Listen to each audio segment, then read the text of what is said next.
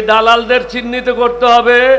এখানে দেখতে হবে শুভেন্দুর কোনো ফলোয়ার আছে কিনা।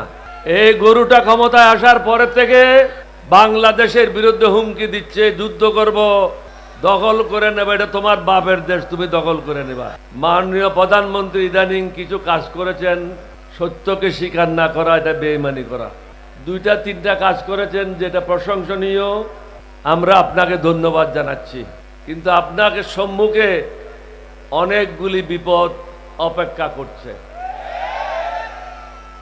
এই বিপদ থেকে কিভাবে উদ্ধার হবেন সেটা চিন্তা করেন। প্রথম বিপদ হলো লক্ষ লক্ষ যুবক চাকরির জন্য ঘুরে বেড়াচ্ছে, প্রতিদিন বেকার সমস্যা বৃদ্ধি পাচ্ছে, বিদেশি বিনিয়োগ বন্ধ।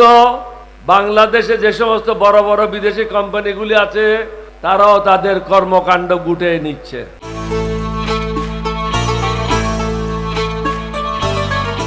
তাহলে আমাদের ছেলে মেয়েরা কোথায় যাবে? দুর্ভিক্ষের আশঙ্কা, তৃতীয় বিশ্বযুদ্ধের আশঙ্কা, যুদ্ধের কারণে দ্রব্যমূল্যের ক্রমবর্ধমান ঊর্ধ্বগতি, জনগণ দুঃসহ জীবন যাপন করছে, যার কারণে পত্রিকা খুললেই দেখবেন প্রতিনিয়ত হত্যাকাণ্ড ঘটছে। মানুষের মনে যখন অশান্তি হয়, মানুষ যখন সমস্যায় জর্জরিত হয়, সে তখন আর ডান বাম দেখে না।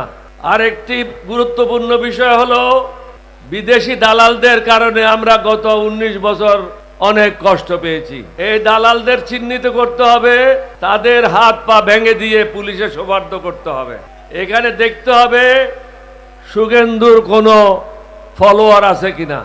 এই গরুটা ক্ষমতায় আসার পরের থেকে বাংলাদেশের বিরুদ্ধে হুমকি দিচ্ছে, যুদ্ধ করব, দখল করে নেবে, এটা তোমার বাপের দেশ, তুমি দখল করে নেবা।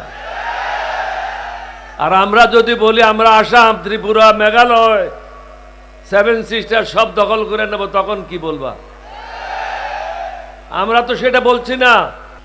আমরা বলি যে আমাদের ঘরে আমাদেরকে শান্তিতে থাকতে দাও, তুমি তোমার ঘরে শান্তিতে থাকো, তোমার ব্যাপারে আমরা কোনো হস্তক্ষেপ করব না, এটা তোমাদের আভ্যন্তরীণ ব্যাপার। কিন্তু তোমরা প্রতিনিয়ত আমাদের আভ্যন্তরীণ ব্যাপারে হস্তক্ষেপ করে যাচ্ছ। বাংলাদেশকে অশান্ত করার ব্যাপারে ভারত এখন নতুন পদক্ষেপ নিয়েছে। শহীদ রাষ্ট্রপতি জিয়াউর রহমানের সময় কাদের সিদ্দিকী সহ আওয়ামী লীগের অসংখ্য নেতাকর্মী ভারতে আশ্রয় নিয়ে ব্রাহ্মণবাড়িয়া থেকে আরম্ভ করে ময়মনসিংহ পর্যন্ত বর্ডার অস্থিতিশীল করেছিল। এটাকে ঠিক করতে আমাদের অনেক কষ্ট হয়েছে। তৎকালীন ভারতের প্রধানমন্ত্রী, উনার সাথে কথা বলে, উনি খুব ভালো লোক ছিলেন, ভদ্রলোক ছিলেন, উনি এই সমস্যা নিজেই সমাধান করেছিলেন। কিন্তু এখন ভালো লোক, ভদ্রলোক ভারতে ক্ষমতায় নাই।